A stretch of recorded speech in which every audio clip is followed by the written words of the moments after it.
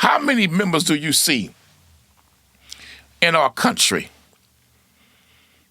that is willing to speak against certain nations? No matter what that nation is doing, they won't open their mouth. Even when it looks like they're committing genocide, Netanyahu, American politicians and leaders are silent. Willie D. Live. You see babies with their heads blown off. And in that country of Palestine, over 60% of the population is under the age of 13.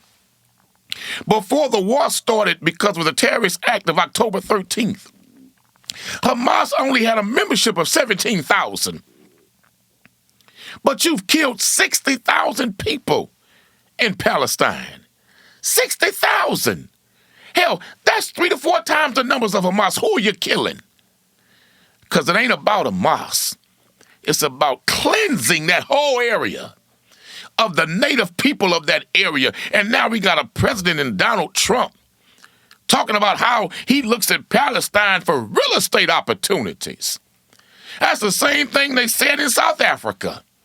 When they went and discovered gold and diamonds and mineral riches, they wanted to remove the native black brother and sister because they saw opportunities of economic growth and development, economic exploitation. In Ghana, in Mozambique, even in Libya, all over that region, whenever the colonizer sees economic opportunities, they will remove the native people. And you mean to tell me, Mr. Trump, in a time of genocide and war, you don't want to stop the war.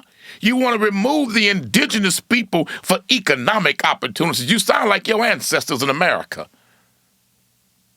So what am I saying in saying this, brother?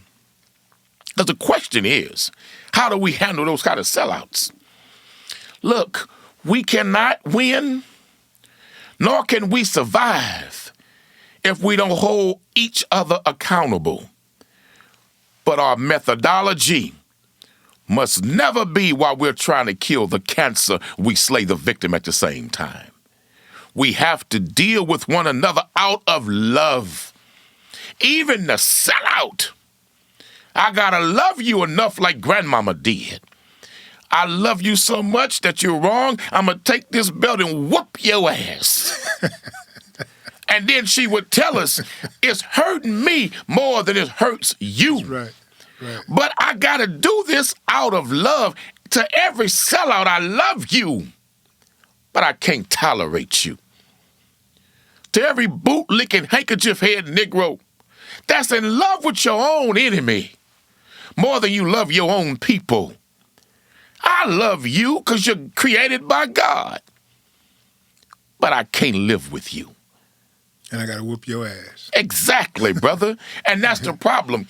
We love whooping each other for nothing. Quick too, quick. For nothing. Yeah. And you see our rappers. And I love hip-hop. I've always loved hip-hop. But you see them having strong courage to slay each other. But they don't slay and talk bad about the FBI. They don't talk that about Homeland Security. They don't talk that about Trump and his administration. They don't talk that kind of talk. They don't threaten them like they threaten each other. And the sad part about it, and I've said this many times publicly, the FBI want to destroy all of them.